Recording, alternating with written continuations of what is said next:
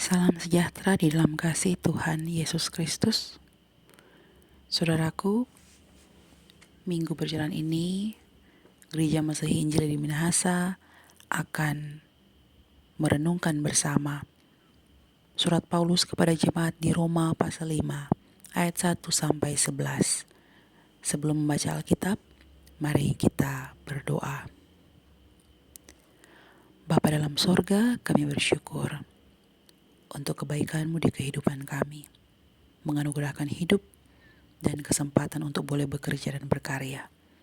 Saat ini, kami mau baca Alkitab, merenungkan firman-Mu untuk menjadi perenungan bagi kami di siang dan malam, menuntun kami di jalan yang Kau kehendaki. Berfirmanlah bagi kami, demi Kristus Tuhan, firman yang hidup. Amin. Bapak Ibu, kita masih ada dalam tema bulanan, peran gereja menumbuhkan, memupuk, dan memelihara paham kebangsaan. Di bawah tema mingguan, bermegah karena pembenaran dan pendamaian Allah. Kita membaca dalam Roma pasal 5, ayat 1-11. Hasil pembenaran. Sebab itu, kita yang dibenarkan karena iman, kita hidup dalam damai sejahtera dengan Allah oleh karena Tuhan kita Yesus Kristus. Oleh Dia, kita juga beroleh jalan masuk oleh iman kepada kasih karunia ini. Dalam kasih karunia ini kita berdiri dan kita bermegah dalam pengharapan akan menerima kemuliaan Allah. Dan bukan hanya itu saja, kita malah bermegah juga dalam kesengsaraan kita.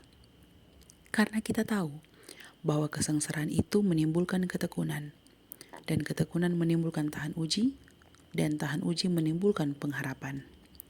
Dan pengharapan tidak mengecewakan, karena kasih Allah telah dicurahkan di dalam hati kita oleh Roh Kudus yang telah dikaruniakan kepada kita. Karena waktu kita masih lemah, Kristus telah mati untuk kita, orang-orang durhaka, pada waktu yang ditentukan oleh Allah. Sebab tidak mudah seorang mau mati untuk orang yang benar, tetapi mungkin untuk orang yang baik, ada orang yang berani mati. Akan tetapi Allah menunjukkan kasih-Nya kepada kita. Oleh karena Kristus telah mati untuk kita, ketika kita masih berdosa, lebih-lebih karena kita sekarang telah dibenarkan oleh darah-Nya, kita pasti akan diselamatkan dari murka Allah. Sebab jikalau kita ketika masih seteru diperdamaikan dengan Allah oleh kematian anak-Nya, lebih-lebih kita yang sekarang telah diperdamaikan pasti akan diselamatkan oleh hidup-Nya. Dan bukan hanya itu saja, kita malah bermegah dalam Allah oleh Yesus Kristus Tuhan kita, sebab oleh Dia kita telah menerima pendamaian itu. Saudara-saudara yang diberkati oleh Tuhan, apa maksud Paulus dengan mengatakan bahwa kita yang dibenarkan karena iman, kita hidup dalam damai sejahtera dengan Allah? Mari kita perhatikan bersama. Menurut Paulus, tidak ada seorang pun yang dapat dibenarkan di hadapan Allah oleh karena melakukan hukum Taurat. Pasal 3 ayat 20 dalam kitab Roma. Sebab oleh hukum Tauratlah orang justru mengenal dosa. Sebab dosa itu tidak diperhitungkan kalau tidak ada hukum Taurat. Pasal 5 ayat 13 dalam kitab Roma. Apa maksudnya? Sebelum Taurat ada, mencuri bukanlah dosa. Tapi setelah ada Taurat, jangan mencuri, maka mencuri menjadi dosa. Karena ada hukumnya, maka mencuri menjadi dosa. Coba kalau tidak ada hukum yang mengatur, pasti mencuri, membunuh, selingkuh, sembah patung, tidak ibadah cari Tuhan, ingini milik orang lain, bersaksi dusta dan dosa lainnya, pasti tidak akan menjadi dosa. Roma 5 ayat 20 juga berkata bahwa hukum Taurat ditambahkan supaya pelanggaran menjadi semakin banyak. Apa maksudnya? Hukum Taurat diberikan sebenarnya dengan tujuan supaya makin tertib hidup manusia. Tetapi justru dengan hadirnya Taurat, maka semakin nyatalah dosa itu. Karena manusia langgar ini, langgar itu. Semua aturan ditabrak. Maka semakin banyaklah pelanggaran.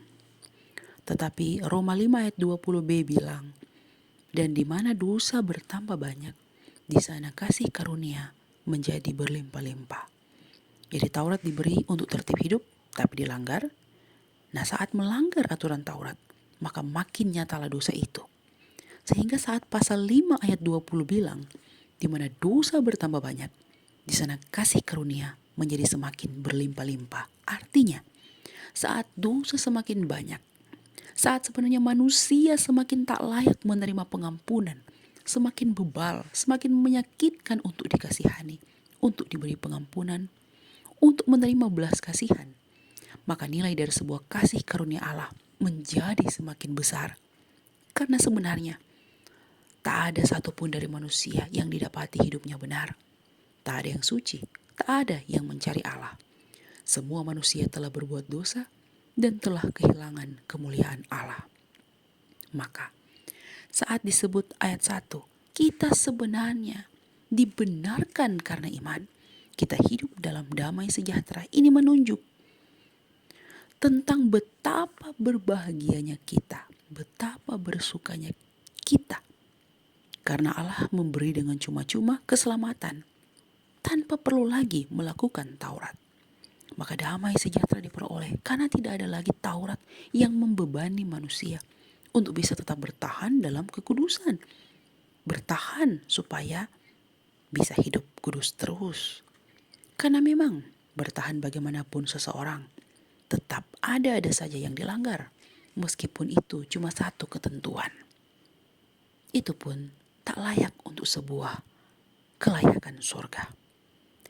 Ini yang pernah disebut Daud dalam Mazmur 32 ayat 1-2. Berbahagialah orang yang diampuni pelanggaran-pelanggarannya dan yang ditutupi dosa-dosanya.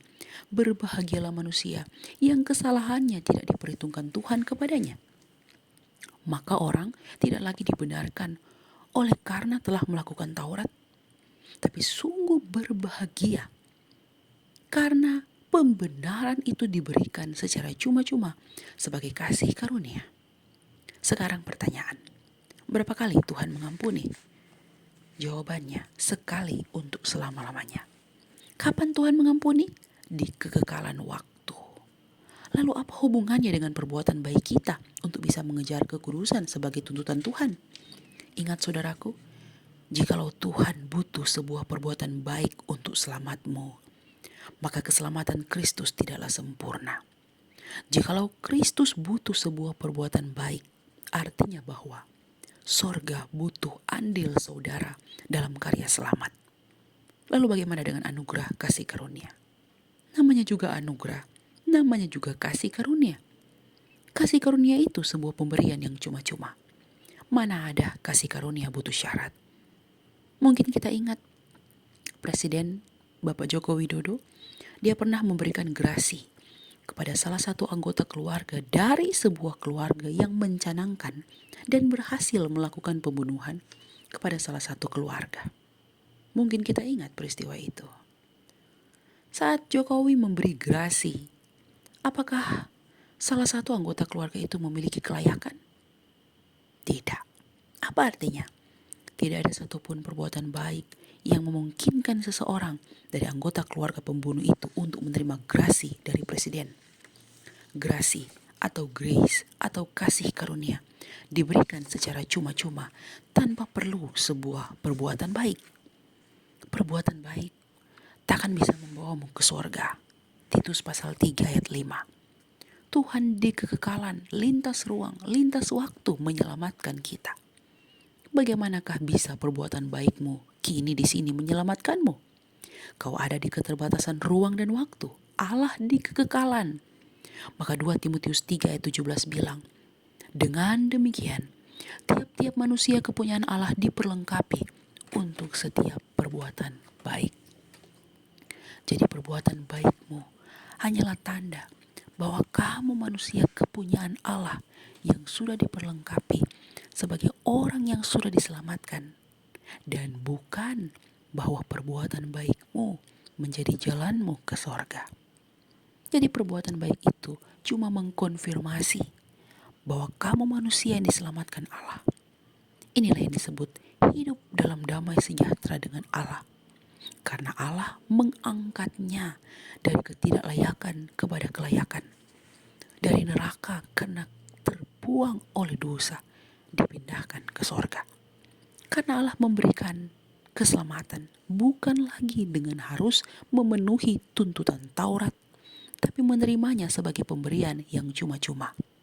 Maka sungguh damai sejahtera melingkupi, karena Tuhan memberi selamat dengan cuma-cuma. Tapi ada orang tanya begini, kalau begitu, untuk apa aku berbuat baik? Toh baik atau tidak akan mempengaruhiku dalam status sudah selamat. Kan perbuatan baik tidak menyelamatkan. Ingat saudaraku, pertama, benar bahwa di sini kau selamat oleh kasih karunia. Maka di sini kau akan diperlengkapi untuk berbuat baik. Sehingga jika kau tak melakukan apa yang dikenakan oleh Allah itu, kau hanya mengkonfirmasi dirimu bahwa engkau memang tidak pernah diperlengkapi Allah untuk suatu perbuatan yang baik. Kedua, kita ada di keterbatasan waktu. Bagaimana kita bisa memahami sepenuhnya selamat yang Allah kerjakan di kekekalan, sedangkan kita ada di kesementaraan waktu? Maka kita butuh Alkitab untuk memahami maksud Allah itu dalam menyuruh kita berbuat apa yang baik.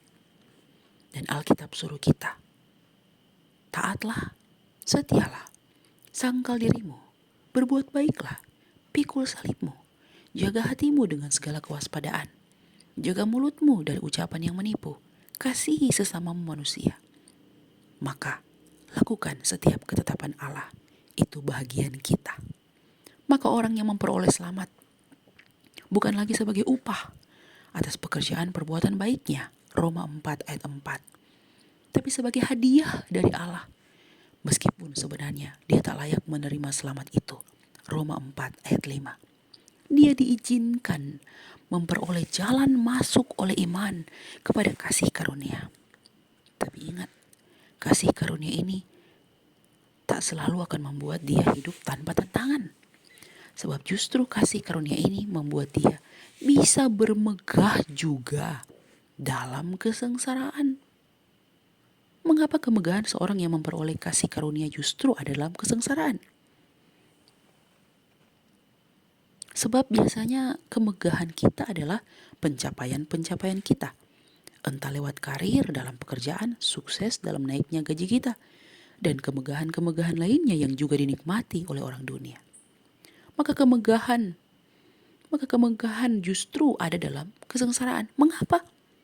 Karena orang yang menerima kasih karunia tahu jalan sengsara akan membawanya semakin bertekun mencari Allah. Dan ketekunan dalam mencari Allah akan membuatnya terlatih untuk tahan uji, yang kemudian akan membawanya belajar berpengharapan hanya pada Allah. Beda dengan orang yang tidak diberi kasih karunia. Sengsara adalah sesuatu yang harus dihindari. Dia tak tahu sengsara adalah jalan menuju kepada Bapa. Sayangnya, banyak orang berpikir bahagia oleh berkat-berkatnya adalah jalan itu. Saudara salah. Kesengsaraan adalah jalan untuk membuatmu menuju kepada jalan di mana keberpengharapanmu yang sungguh akan kau gantungkan hanya pada Tuhan. Maka manusia yang memperoleh jalan masuk oleh iman kepada kasih karunia ini pasti tidak akan terlalu memusingkan lagi urusan-urusan duniawi, pencapaian duniawi, sukses duniawi. Sekalipun tentu itu bisa ditambahkan Allah kepadanya sebagai upah kesetiaan selama ada di dunia. Maka kemegahan seorang yang memperoleh kasih karunia justru terletak saat segala hidupnya digantungkan dalam pengharapannya yang sungguh kepada Allah. Mengapa demikian? Karena dalam sengsaranya dia akan semakin bertekun mencari Allah. Sebab bagaimana mungkin orang akan mencari Allah dalam bahagianya? Pastilah bahagianya ialah apa yang dimilikinya. Sehingga saat seseorang mengalami sengsara, saat itulah dia akan belajar bagaimana bertekun mencari Allah. Tapi ingat, sengsara di sini bukan dalam pengertian kurang uangmu, kurang berkatmu, bukan. Tapi bisa jadi saat kau jadi istri yang hidupnya benar, suami yang hidupnya benar, pasanganmu tidak benar, Tapi kau harus tetap bertahan dengan dia, karena ingat sumpah nikahmu dulu. Itu sengsara. Sengsara bisa jadi saat kau mau hidup benar, akhirnya kau jujur. Tapi saat kau jujur, kau sengsara. Kalau saja tak jujur, kau bahagia. Tapi karena anak Tuhan, kau pilih jujur. Akhirnya sengsara. Sengsara bisa jadi kamu difitnah orang, tapi kamu tetap sabar dan tidak membalas. Tetap tersenyum memandang dia dan berbesar hati diperlakukan tidak baik. Itu sengsara. Sengsara bisa jadi karena kau anak Tuhan yang baik sebenarnya. Untuk memuaskan hatimu atas bencimu, marahmu, gerammu pada seseorang, kamu akan meluapkannya dengan menggebu-gebu. Tapi karena kamu mau jadi anak Tuhan yang baik, maka sungguh sengsara menahan hati ini untuk tidak benci, tidak marah, tidak geram pada siapapun. Padahal sebenarnya kau punya kekuatan melakukannya, namun tidak kau lakukan. Itu sengsara. Dan sengsara yang membawa pada ketekunan itu akan membawamu semakin tahan uji, tahan menerima penghinaan saat sebenarnya kamu sedang melakukan perbuatan terpuji namun dikata-katai. Tahan difitnah sekalipun sebenarnya kamu tak melakukan sesuatu yang jahat, tapi dituduh yang jahat. Tahan tetap tersenyum dan tetap jadi orang benar sekalipun harus berbuat baik kepada orang yang jahat padamu. Tahan menanggung segala sesuatu. Saya kira latihan tahan uji dalam sebuah pertandingan olahraga atau menanti tumbuhnya sebuah tanaman sampai memberi hasil akan menguras banyak tenaga, waktu, uang, dan seluruh totalitas lini kehidupan. Apalagi saat kau sebagai seorang Kristen yang sudah menerima kasih karunia. Dan kapan ketahanan terhadap ujian-ujian dunia bisa kau miliki? Saat kau menaruh harap dan percayamu pada Allah, bahwa Allah yang sudah menyelamatkanmu akan menguatkanmu menanggung segalanya. Bahwa Allah tidak akan pernah meninggalkanmu, sebab janjinya kau pegang teguh sebagai janji akan ditepatinya. Bahwa Allah tidak akan pernah meninggalkan hidupmu, meskipun kau harus berjalan di lembah kekelaman, bahkan maut sekalipun. Orang yang dikaruniai iman akan selalu percaya pengharapannya tidak akan mengecewakan, karena kasih Allah dicurahkan dalam hati kita oleh Roh Kudus yang dikaruniakan kepada kita. Maksudnya ialah setiap orang yang dibenarkan karena iman selalu tahu bahwa dia akan selalu dimampukan Allah lewat kekuatan Roh Kudus yang dikaruniakan Allah kepadanya dalam melalui setiap kesengsaraan di kehidupan. Dia selalu tahu, meskipun aku ditipu orang, Tuhan akan membela perkaraku.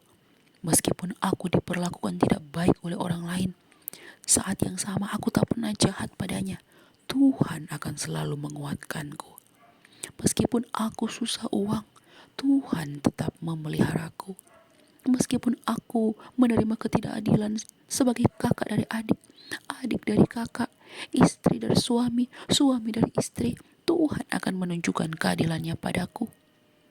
Meskipun aku sengsara karena orang-orang memperlakukanku dengan semena-mena, Tuhan tetap ada untukku. Paulus bilang, karena waktu kita masih lemah di sini menunjuk pada ketidakberdayaan manusia untuk membuat dirinya tetap dikenan Allah dengan memenuhi berbagai tuntutan Taurat supaya tidak berdosa. Maka saat kita masih lemah untuk membawa diri kita sendiri supaya bisa selamat, Kristus yang telah mati untuk kita. Apa maksudnya? Di saat manusia menunjukkan kelemahan, ketidakberdayaan, bahwa ternyata dia tak bisa membuat dirinya dikenan Allah, dia tak mampu menyelamatkan dirinya sendiri, maka Kristus telah mati baginya pada waktu yang ditentukan Allah. Kapan waktu yang ditentukan Allah itu? Efesus 1 ayat 4 dan 5. Sebab di dalam Dia Allah telah memilih kita sebelum dunia dijadikan, supaya kita kudus dan tak bercacat di hadapannya. Dalam kasih ia telah menentukan kita dari semula oleh Yesus Kristus untuk menjadi anak-anaknya, sesuai dengan kerelaan kehendak-Nya. Efesus 1 ayat 11, kami yang dari semula ditentukannya. Efesus 1 ayat 9, yaitu rencana kerelaan yang dari semula telah ditetapkannya. Roma 8 ayat 30, dan mereka yang ditentukannya dari semula. Maka kapan waktu itu? Dari semula, sebelum dunia dijadikan. Apa artinya? Allah telah merancang keselamatan jauh-jauh hari sebelum dunia dijadikan. Allah memilih jauh-jauh hari sebelum segala sesuatu terjadi. Bahkan sebelum manusia mengenal dosa, Allah sudah merancang keselamatan manusia. Sekarang pertanyaannya, apakah bisa kita mengatakan bahwa semua sudah ditentukan Allah? Bahkan memakai baju pun Tuhan sudah menentukan warnanya. Malah beberapa orang dengan mudahnya akan berkata, yang mati bunuh diri kan sudah ditentukan Tuhan. Yang main serong kan sudah ditentukan Tuhan. Yang tipu-tipu, yang mencuri, mabuk-mabuk, iri, sombong, kan sudah ditentukan Tuhan. Saya percaya Tuhan tak merancang dosa. Malah diberinya pohon pengetahuan yang baik dan jahat supaya manusia tahu di mana batasannya. Lalu mengapa Allah sepertinya membiarkan dosa? Roma 6 ayat 12, Roma 13 ayat 14, Galatia 5 ayat 24, Yakobus 1 ayat 14, 1 Yohanes 2 ayat 17 bilang bahwa dosa itu timbul oleh keinginan manusia itu sendiri. Jadi, apakah Allah yang merancang dosa? Tidak. Lalu mengapa? Sepertinya kejatuhan manusia dalam dosa adalah bagian dari rancangan Allah. Dan mengapa Allah tidak menahan Adam dan Hawa supaya tidak jatuh dalam dosa? Sekali lagi, Allah tidak merancang dosa. Tapi Allah tahu bahwa manusia sebagai ciptaan bisa jatuh ke dalam dosa. Maka dalam rancangan Allah lah dosa diizinkan oleh Allah sendiri. Tapi bukan Allah yang menjadikannya. Keinginan manusialah untuk menjadi seperti Allah lah yang membuat manusia itu jatuh dalam dosa. Allah tidak merancang dosa, tapi Allah tahu manusia akan melawannya. Tapi sudah tahu bahwa manusia akan melawannya pun, Dia masih mau menjadikannya segambar dan serupa dengannya. Saya berikan pengandaian. Beberapa saat terakhir, harga daging babi turun karena diserang penyakit. Tapi apakah serta-merta saudara dan saya berhenti makan itu? Tidak. Semua kita masih makan, bahkan hingga hari ini. Maka, kalau Allah punya keinginan atas apa yang disukainya, di manakah salahnya Allah? Namanya juga Allah. Bagaimana mungkin kita bisa berkata Allah tak adil? Yesaya 14 ayat 27 berkata, Tuhan semesta alam telah merancang, siapakah yang dapat menggagalkannya? Tangannya telah teracung, siapakah yang dapat membuatnya ditarik kembali? Maka di keberdosaan manusia yang diketahui oleh Allah itulah Allah menyukseskan rencananya. Maka saat Allah menjadikan langit dan bumi, Dia tahu bahwa manusia akan memberontak terhadapnya. Sehingga dari semulalah Kristus diutus untuk memulihkan segala sesuatu. Kisah Para Rasul 3 ayat 20 sampai 21 bilang, agar Tuhan mendatangkan waktu kelegaan dan mengutus Yesus yang dari semula diuntukkan bagimu sebagai Kristus. Kristus itu harus tinggal di sorga sampai waktu pemulihan segala sesuatu, seperti yang difirmankan Allah dengan perantaraan nabi-nabinya yang kudus di zaman dahulu. Maka keselamatan sudah dirancang Allah. Bahkan sebelum dunia dijadikan.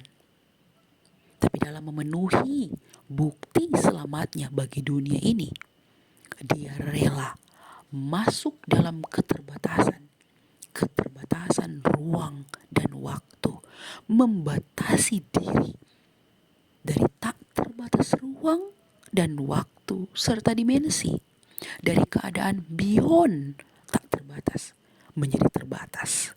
Kapan itu? Sejarah dunia mengatakan kurang lebih tahun 2 sebelum Masehi sampai 31 Masehi, saat dia hidup sebagai manusia. Dan ayat 6 bacaan Roma 5 kita ini menunjuk bahwa kematian Kristus untuk orang-orang durhaka tidak terjadi setelah manusia jatuh ke dalam dosa. Tetapi bahkan sebelum pun manusia mengenal dosa, Allah telah menentukan waktu penebusannya itu. Tapi supaya manusia memahaminya, dia berkerelaan masuk dalam dimensi ruang dan waktu yang terbatas itu. Selanjutnya Paulus bilang, tidak mudah seorang mau mati untuk orang benar, tapi mungkin untuk orang yang baik ada orang yang berani mati. Lalu ayat 8 juga berkata, akan tetapi Allah menunjukkan kasih-Nya kepada kita oleh karena Kristus telah mati untuk kita ketika kita masih berdosa. Apa sangkut pautnya ayat 7 dan 8 ini? Saudaraku, pada kenyataannya, kalau ada orang yang baik, mungkin masih ada orang yang mau membelanya, bahkan mau mati untuk dia. Tapi ingat, orang baik tak selalu hidupnya benar. Contohnya, meskipun suami sudah salah, meskipun istri sudah salah, dia hanya diam-diam saja. Tujuannya mungkin baik, supaya tidak saling berkelahi. Padahal sebenarnya, dia sedang berkompromi dengan ketidakjujuran untuk mengutarakan kesalahan suami atau istri. Kasus ini pernah terjadi pada Ananias dan Safira. Jadi orang baik tak selalu benar. Sebaliknya, orang benar tak selalu bersikap baik. Salah satu contoh, seorang yang hidup benar, dia pasti jujur. Saking jujurnya, dia bisa dengan terus terang mengatakan salahmu, walaupun di depan banyak orang. Itu Paulus. Dia pernah bilang dalam suratnya, dalam 1 Timotius 1 ayat 20, Himeneus dan Alexander yang telah kuserahkan kepada iblis supaya jera mereka menghujat. Sikap Paulus yang terus terang ini sebagai orang benar pasti tidak disukai banyak orang waktu itu. Tidak ada orang yang mau mati untuk Paulus sebagai orang benar. Tapi jangan juga, saudara-saudara, tegur-tegur orang yang tidak jelas hanya berdasarkan ayat-ayat seperti ini. Telusuri dulu, teguranmu itu benar-benar teguran dengan hati yang ingin membangun atau hati yang iri, benci, dan dengki saja. Sehingga jangan sampai selumbar pun kau jadikan ukuran dalam menghakimi sesamamu. Lalu kau bilang, Paulus kan begitu. Alkitab kan bilang teguran yang nyata-nyata lebih baik dari kasihan tersembunyi. Maka Paulus bilang, kalau untuk orang baik, mungkin masih ada orang yang mau mati untuk dia. Tapi kalau untuk orang benar, tidak mudah orang mau mati untuk dia. Apalagi Kristus. Dia tidak mati untuk kita sebagai orang baik. Dia tidak mati untuk kita sebagai orang benar. Tapi dia mati bagi kita meskipun kita berdosa. Kapan dia menunjukkannya? Waktu kita masih berdosa. Untuk siapa dia mati? Untuk orang berdosa. Bukan orang baik, bukan orang benar. Mengapa dia mati? Karena Allah ingin menunjukkan kasih-Nya kepada kita. Saudara-saudara, saat kekasihmu dulu mengatakan I love you, apakah kau tahu itu tanda dia mencintaimu? Mungkin ya, mungkin tidak. Tapi saat setiap hari dia menjemputmu, mengantarmu, saat pun itu dia sedang harusnya sibuk, dia menolongmu dalam banyak hal, sebenarnya saat itu pun dia sedang susah. Saya percaya pengorbanannya itulah yang bisa membuatmu merasakan dia mencintaimu. Maka Allah menunjukkan pengorbanannya dengan Kristus yang mati bagi kita ketika kita masih berdosa. Allah mendemonstrasikan kasih-Nya kepada dunia dengan tujuan supaya saudara dan saya tahu apa itu kasih. Allah membuktikan apa itu cinta kasih, sehingga orang yang mengerti arti dari pengorbanan Allah akan pula mampu mendemonstrasikan kasih itu bagi dunia. Karena tahu, sadar, dan mengerti, dia pun menerima kelayakan dalam ketidaklayakan. Maka kebencian, iri hati, kedengkian tak akan merasuk pikiran dalam hatinya. Karena kasih akan selalu merasuk hati, pikiran, bahkan seantero hidupnya. Hanya orang yang mengerti kasih Allah, ia akan selalu mampu mendemonstrasikan kasih itu di hidupnya. Dan keyakinan karena kita telah dibenarkan oleh darahnya akan membawa kita pada kepastian bahwa kita pun akan diselamatkan dari murkanya. Karena apa? Karena saat masih seteru saja, masih bermusuhan dengan Tuhan karena kejatuhan dalam dosa, Asih sudah diperdamaikan oleh kematian anaknya. Terlebih sekarang pasti akan diselamatkan oleh hidupnya Kristus dan diselamatkan dari murkanya Allah. Apa artinya? Saudara-saudara, saat manusia jatuh dalam dosa, terusir dari Eden, manusia terpisah dari Allah karena merusak gambaran Allah dalam dirinya. Maka manusia berseteru dengan Allah karena dosa, bermusuhan dengan Allah karena dosa. Tidak ada jembatan yang bisa menghubungkan Allah dan manusia. Bahkan di saat manusia ingin berdamai dengan Allah, manusia menjadi semakin berdosa sehingga Allah membinasakannya melalui Arbah. Dipilihnya Nuh serta keluarganya. Tapi dalam pemilihan Nuh, sehabis peristiwa Arbah pun ia mabuk dan telanjang dalam kemahnya. Setelah itu, manusia justru semakin larut dalam dosa. Maka peristiwa Sodom dan Gomora terjadi, sehingga dimusnahkannya mereka. Ini yang disebut dengan ketika kita masih seteru.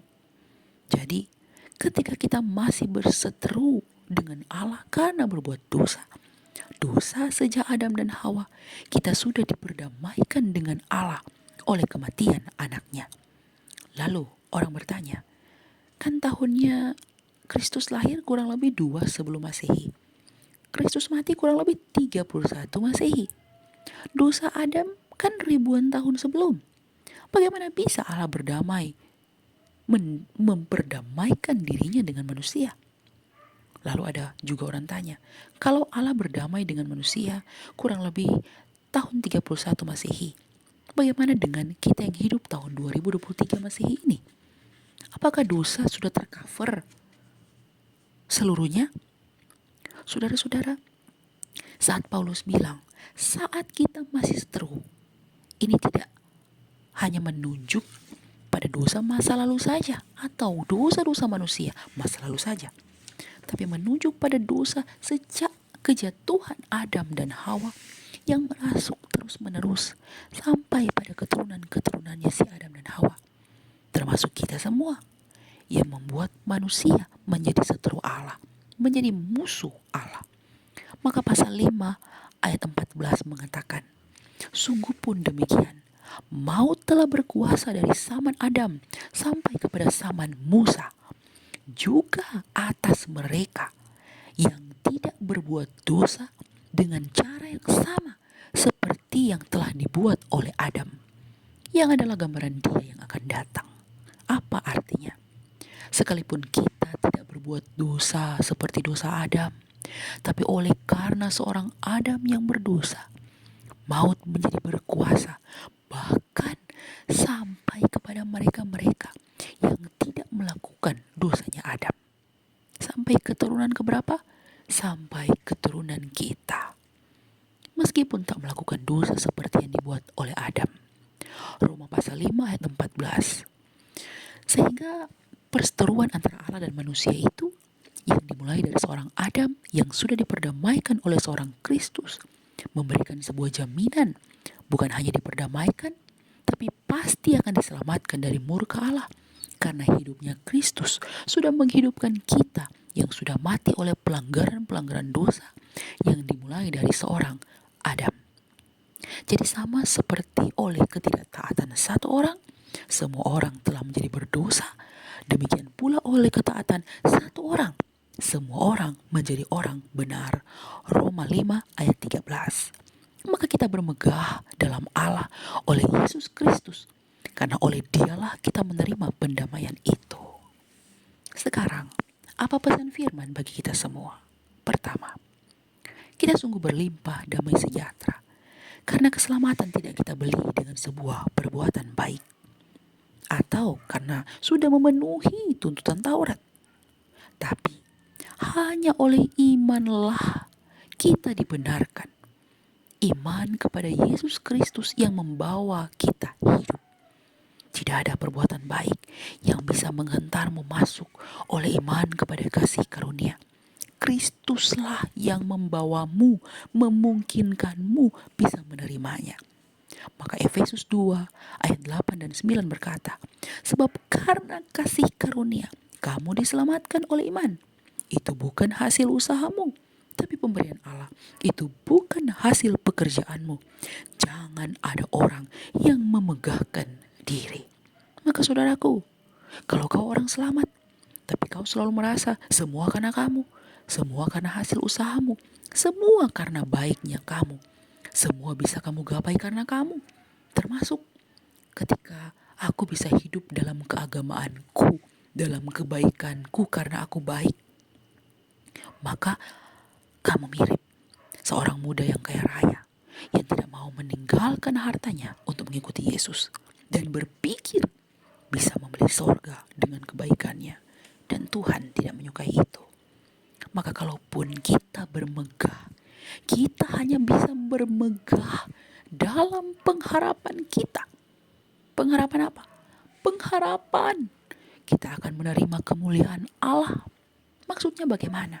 Bahwa kebaikan yang dilakukan itu akan memperoleh penghargaan dari Allah, yaitu kemuliaan dari Allah dan bukan kemuliaan dari manusia. Sehingga kemuliaan diri pasti tidak akan jadi prioritas dalam hidupmu, termasuk saat kau berbuat baik. Maka jangan sampai nilai hidup yang kau kejar adalah kemuliaan dunia. Jangan sampai kau berbuat baik supaya kau dikenal baik. Jangan sampai kau berbuat baik untuk mengangkat nilai dirimu dalam pemandangan dunia. Jangan sampai kau berbuat baik untuk tujuan-tujuan terselubung apapun. Harusnya kau berbuat baik dan bermegah dalam kebaikanmu itu karena kau tahu kau akan menerima kemuliaan Allah kelak yang akan diberikannya kelak. Sebab bahkan pun kau mengalami kepahitan, kegetiran dalam hidup benarmu, kau percaya hidupmu pasti bahagia. Bahagia bukan karena kau suka akan kepahitan dan kegetiran itu, tapi karena kau tahu Allah akan memberikan kepadamu kemuliaannya kelak.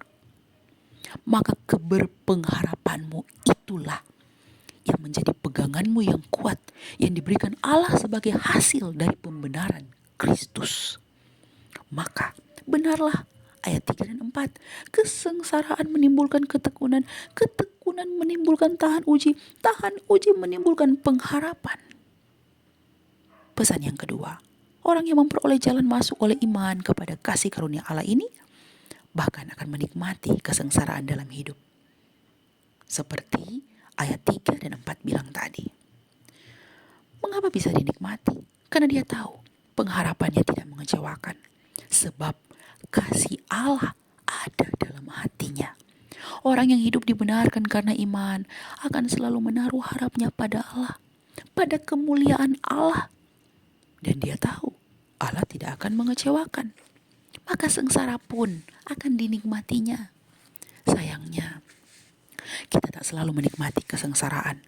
Entah sengsara karena diperlakukan tidak baik oleh sesama, sengsara karena difitnah tidak, sengsara karena sudah berbuat baik pun masih dikata-katai, sengsara karena sepertinya tidak ada yang menghargai, Sengsara karena kau tak sepantasnya diperlakukan seperti itu, tapi kau mau menanggung semuanya itu.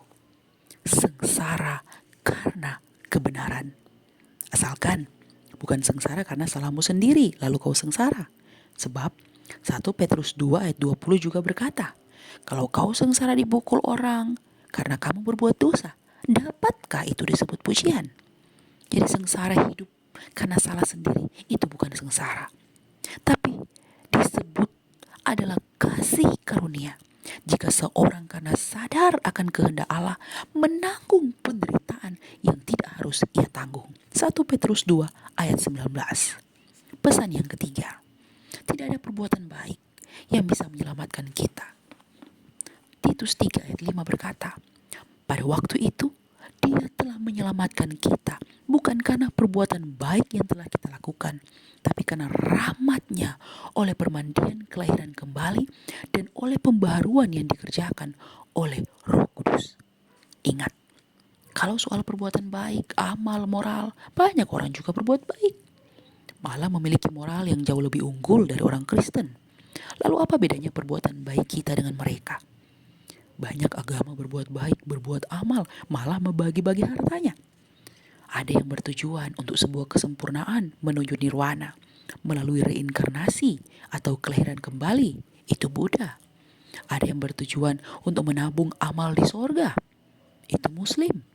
Dan banyak orang beragama bahkan yang ateis juga berbuat baik dengan tujuannya sendiri. Lalu apa bedanya kita dengan mereka?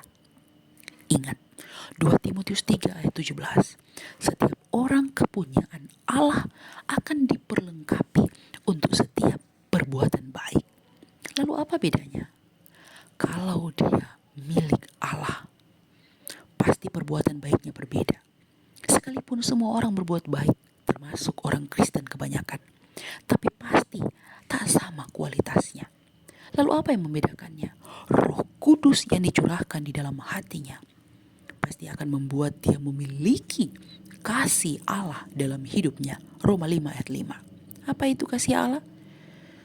Yohanes 3 ayat 16 menjelaskan, Allah rela mengaruniakan anaknya yang tunggal untuk manusia. Maka perbuatan baik dari seorang yang sudah menjadi milik Allah pasti akan rela. Dia tak akan menuntut balas, karena dia pasti akan melakukan juga sama seperti yang dilakukan sang Bapa. Rela mengaruniakan anaknya yang tunggal. Apa artinya? Anak yang tunggal adalah istilah yang dikenakan kepada Kristus sebagai milik Allah yang sangat berharga satu-satunya. Istilah ini bukan menunjuk bahwa Allah punya anak atau beranak, tapi menunjuk bagaimana Kristus menjadi satu-satunya kepunyaan Allah yang bahkan pun tak diperhitungkannya untuk diberikannya hanya demi manusia-manusia pembuat dosa kita semua. Semua manusia bisa berbuat baik, tapi tak semua yang berbuat baik berbuat karena mereka adalah milik Allah. Sekalipun mereka berada pada titik tertulus yang paling tinggi sekalipun. Dan ini berarti bahwa tidak ada amal yang terlalu besar dan perbuatan baik yang terlalu mulia yang bisa membawamu kepada jalan kasih karunia. Kasih karunia adalah pemberian yang cuma-cuma. Pesan yang keempat, Allah yang menentukan kapan waktu Kristus mati untuk orang-orang durhaka. Ini menandakan bahwa manusia yang ada di keterbatasan waktu dan limitasi ruang tak akan pernah bisa mengatur Allah. Allah lah yang menentukan segala sesuatu, termasuk waktu penyelamatan. Tapi ini bukan menunjuk bahwa manusia adalah robotnya Allah, sehingga orang tak bisa dengan mudahnya berkata bahwa semua sudah diatur Tuhan, termasuk semua adalah skenarionya Tuhan, sampai-sampai orang gantung diri atau dibunuh atau melakukan kejahatan. Lalu itu semua karena Tuhan yang atur, akhirnya Tuhan yang bersalah. Apakah demikian? Saya rasa ini pertanyaan yang perlu dijawab. Ingat saudaraku, Allah adalah pemilik segalanya. Dan dalam otoritasnya lah segala sesuatu diatur, termasuk waktu penyelamatan bagi manusia. Tapi apakah serta-merta dosa dan kejahatan adalah bagian dari karya Allah? Tidak. Dosa bukanlah karya Allah. Demikian juga kejahatan. Tapi memang seringkali Allah mengizinkan dosa dan kejahatan terjadi. Mungkin dalam ukuran sebagai manusia berdosa, saya bisa berpikir beberapa alasan. Satu, untuk mengkonfirmasi bahwa seseorang itu tidak pernah ditentukan untuk menerima selamat darinya. Karena memang dia manusia berdosa, maka sulit menemukan kebaikan dalam dirinya. Kedua, mungkin karena dengan jalan demikian, ketika seseorang mengalami ketidakadilan, bahkan pembunuhan, itulah waktu dia mau dipanggil oleh Allah kembali kepadanya sebagai milik kepunyaannya. Hanya memang seringkali Tuhan dengan sengaja mengizinkan orang jahat melakukan tindakan kriminal kepadanya. Ketiga, mungkin Allah memang mau membuktikan betapa rusaknya manusia yang sudah jadi budak dosa itu. Sehingga ketika kasih karunia itu diberikan, maka penganugerahan karunia atas banyak pelanggaran itu mengakibatkan pembenaran. Roma 5 ayat 16. Sehingga dosa bukanlah karya Allah. Pembunuhan, pemerkosaan, perselingkuhan, dan dosa lainnya juga. Tetapi oleh seizinnya lah itu bisa terjadi. Dan ingat, setiap peristiwa yang kita lakukan dan dilakukan orang bagi kita, mungkin adalah cara Tuhan membawa kita kepada sesuatu yang tak akan pernah kita bayangkan. Karyanya di hidup kita, sama seperti Yusuf dalam pembacaan kita minggu-minggu yang lalu. Maka belajarlah memahami, tak ada satupun peristiwa yang bisa terjadi di luar kendali Tuhan. Maka bila Tuhan mengizinkan engkau mengalami itu dan di hidupmu, mungkin Tuhan mau kau melewatinya, termasuk sakitmu. Maka belajarlah masuk dalam rencananya itu. Meskipun tak mudah untuk ada dalam rencananya Allah di hidup kita. Pesan yang kelima, kita bukan orang baik, apalagi benar. Nilai baik dan benar apa yang bisa membuat kita ke sorga? Tidak ada. Maka sungguh-sungguh bersyukurlah kita, karena bukan oleh baik atau benarnya kita, maka selamat kita peroleh dari Kristus. Tapi hanya oleh kasih Allah yang ditujukan kepada kita. Milikilah kasih itu. Ada iman, pengharapan, dan kasih. Dan yang paling besar di antara ketiga hal itu ialah kasih. Sudah seberapa besar kasih kita? Sebesar orang mengasihi kita, lalu kita pun mengasihinya. Sebesar orang berbuat baik bagi kita, lalu kita pun berbuat baik padanya. Sebesar orang menolong kita, lalu kita pun menolongnya. Atau sedikit lebih besar, kita memberi maaf, tapi kita mengatakan, saya tidak mau lagi berdekatan, berdampingan dengannya. Atau lebih besar lagi, saya sudah mendoakannya pada Tuhan. Nanti dia menerima hukuman dari Tuhan. Atau asalkan saya sudah baik dengannya, kita urus urusan masing-masing saja. Ukur hidupmu. Kasihmu sudah sebesar apa? Tunjukkan kasihmu bukan hanya pada siapa yang suka kau kasihi, tetapi juga bagi yang tak pantas menerima kasihmu itu. Sama seperti Allah telah menunjukkan kasihnya. Pesan yang keenam, kita sudah diperdamaikan dengan Allah, maka pasti akan diselamatkan dari murka Allah. Dan oleh hidupnya kita dihidupkan. Jangan ada lagi orang berkata, saya harus berbuat baik supaya saya bisa selamat. Ingat saudaraku, perbuatan baik hanyalah buah yang ditunjukkan dari sebuah pohon. Pohon yang baik akan berbuah apa yang baik. Pohon yang tidak baik, buahnya pun tidak baik. Kalau dalam kualitas hidup kita saja, kita jauh lebih banyak bertindak yang tidak benar, menipu, mencuri, berbohong, menyukai istri, suami orang, iri, dengki, amarah, benci. Mungkin memang kita bukan pohon yang baik. Maka perbuatan baikmu akan menceritakan kualitas hidupmu. Bukan dengan berbuat baik kau bisa ke sorga. Itu hanya mengkonfirmasi siapa dirimu. Ketujuh, kalau Allah dengan rela mendamaikan dirimu dan dirinya, Masakan kau masih takut pada murkanya? Kalau kau masih takut pada murkanya, itu hanya menandakan hidupmu belum beres. Beres tidaknya hidupmu akan mengkonfirmasi siapa dirimu. Tapi jangan juga saudara-saudara langsung berkata, si A suka judi, si B suka iri, si C suka berkelahi, dan lain-lain. Maka mereka ke neraka. Kita tak pernah tahu keselamatan yang Tuhan kerjakan dalam hidupnya. Bisa jadi dia sama seperti penjahat di samping Yesus saat tersalib, nanti berbuah saat hampir mati. Tugas saudara dan saya mengerjakan selamat yang Tuhan buat. Kalau kau tak bisa mengerjakannya, kau hanya mengkonfirmasi siapa dirimu. Ingat, amalmu, kebaikanmu, bahkan pada titik tertulus sekalipun, tak akan bisa membawamu ke sorga.